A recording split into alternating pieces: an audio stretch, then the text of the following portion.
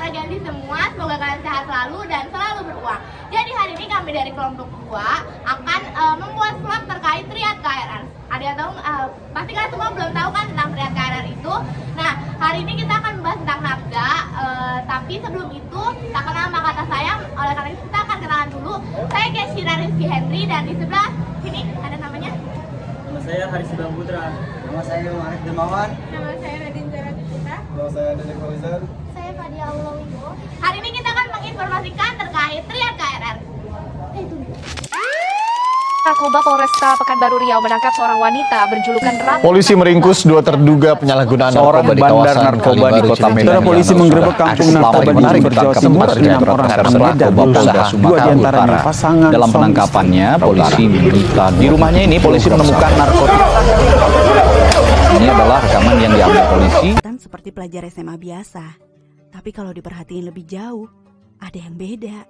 Wajahnya kuyuh dan sering kelihatan murung. Pandangan matanya kosong, kayak orang lagi bengong. Terus emosinya juga bisa naik turun gak jelas.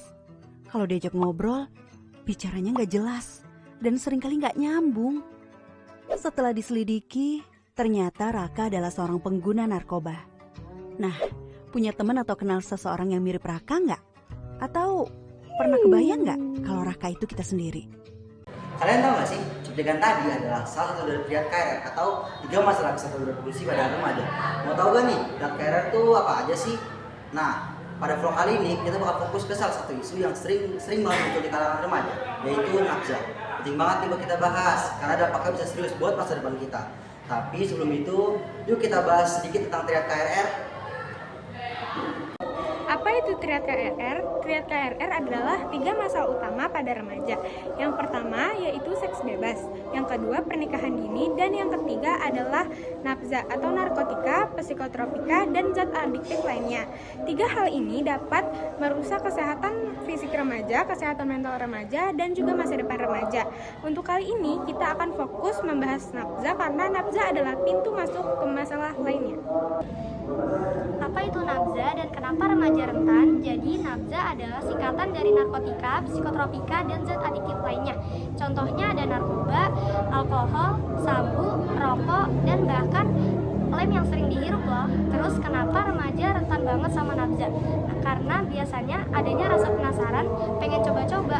Lalu belum lagi karena pengaruh dari teman sebaya atau keinginan untuk terlihat keren atau biar dianggap bergaul. Nah, padahal justru itu semua adalah awal dari munculnya sebuah masalah besar. Sebagai Gen Z, kalau ngomongin dampak, jelas nafza itu dampaknya nggak main-main. Dalam jangka waktu pendek bisa bikin kita mabok, halusinasi, nggak bisa kontrol diri, bahkan sampai prestasi sekolah anjlok. Dalam jangka waktu panjang lebih parah lagi.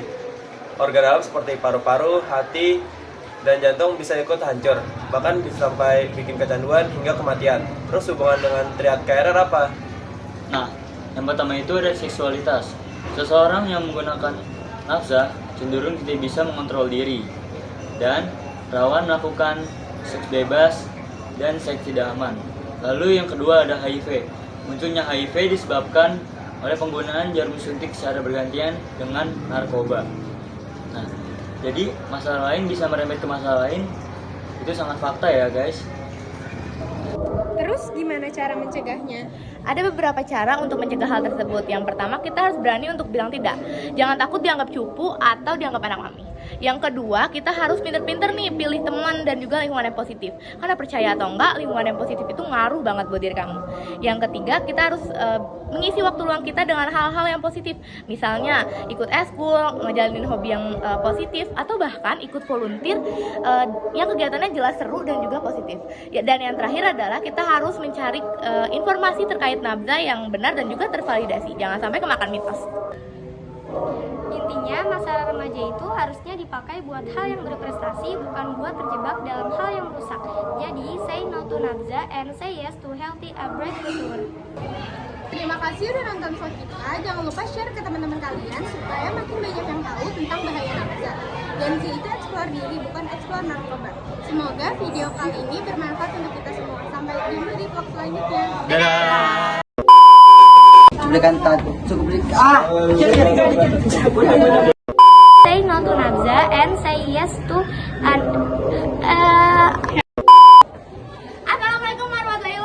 suatu hal